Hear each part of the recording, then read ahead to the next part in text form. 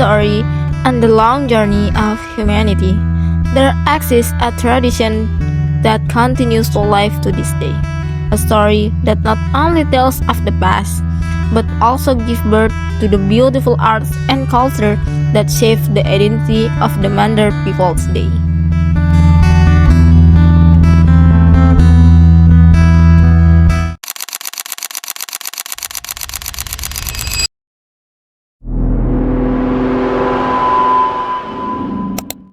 Assalamualaikum warahmatullahi wabarakatuh.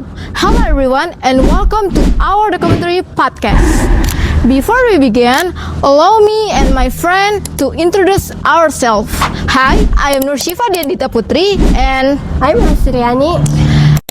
we are from Group 1 and we are here to present a culture story that is not only captivating but also deeply meaningful.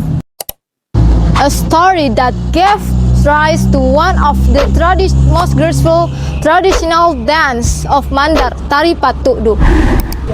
As the narrator, I will guide you through a fascinating journey to origin story of Tari Patudu. So, let's begin of the journey.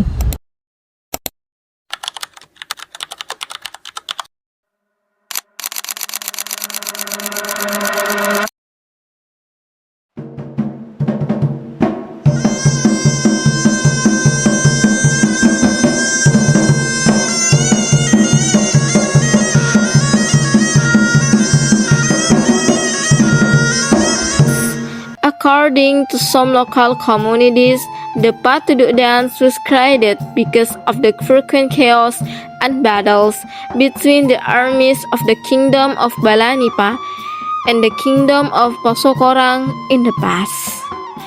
Every time the warriors returned for war, the villagers welcomed them with the Patudu dance.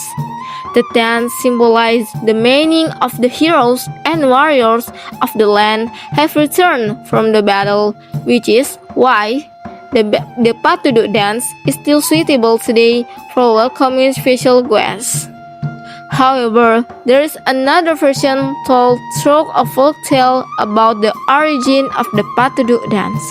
Here's the story below. Long ago, in the Mandar region of West Sulawesi, lived a royal prince in the mountains. He resided in a magnificent palace surrounded by a garden filled with beautiful flowers and fruits.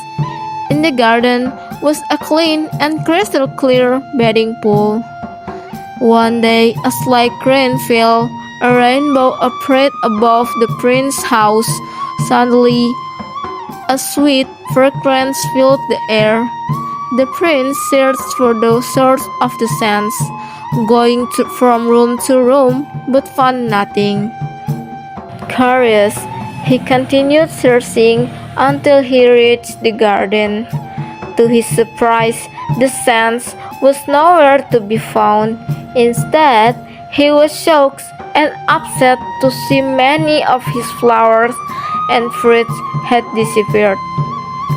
Whoever the thief is, I will find and punish them.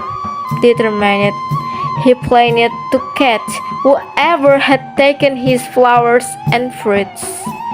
That afternoon, the prince hid to spy on the thief. Before long, a colorful rainbow appeared, followed by 7 pigeons gliding in circle in the sky. The prince kept watching them closely. Suddenly, the 7 pigeons transformed into 7 beautiful celestial maidens. They come to bathe in the prince's pool. Before entering the water, they played carefully while picking the flower and fruit at will. Oh, good God! Am I dreaming? They are incredibly beautiful. He whispered. He then wished to marry one of them. Unsure how, he devised a plan. I will take one of their scarf lying near the pool. Pantily waiting for the right moment, he observed them playing happily. When the time came, he quietly sneaked over and stole one scarf, hiding it carefully. When the maiden finished bathing, they put on their scarf. They had to return to the heavens before the rainbow disappeared. The rainbow was the only path back to the sky. But the youngest maiden could not find her scarf. Confused, she screamed desperately. Her sick sister helped, but the scarf remained missing, and time was running out. Soon the rainbow was finished. In the end, the six older maidens returned to heaven, leaving the youngest alone. She started to burst into tears. Oh, great God! However, heal me if it's a man, he shall become my husband. If a woman, she shall become my sister. She cried, a booming thunder fell, signaling that the god had heard her fall. Seeing her alone, the prince came out of hiding and approached her. Beautiful girl, who are you? Why are you crying? He asked, pretending not to know. My name is Kanchana, sir. I cannot return to heaven because my scarf is missing, she replied. In that case, stay with me. I am unmarried, said the prince, then asked, will you become my wife? Though Kanchana longed to return to the heaven, she had no scarf and the rainbow had disappeared. Remembering her vow, she agreed to marry the prince. She lived happily with him. Years passed. Kanchana and the prince had a son, making their life even happier. Kanchana lovingly cared for her child and diligently kept the house clean. One day, while cleaning her husband's room, she found her long-lost scarf. Shocked, she realized her own husband had stolen. Upset and disappointed, she decided to return to heaven. When the prince came home, Kanchana handed him the child and told him, my husband, I have found my scarf. I must return to heaven to see my family.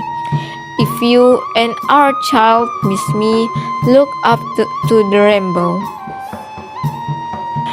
Since that day, whenever a rainbow appeared, Kanchana soared into the sky, waving her scarf along the arc of colors. The prince and their child remained on earth, gazing at the rainbow whenever they missed her.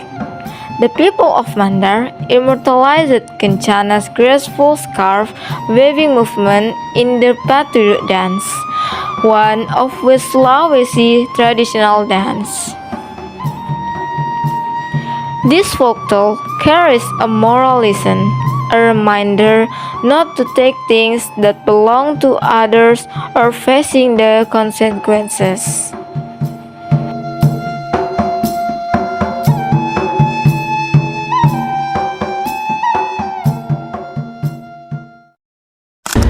Tari Patudu teaches us that culture is a heritage to be felt. May the commentary serves as a meaningful learning phase and another a sense of pride in our region traditions. Thank you for watching and goodbye.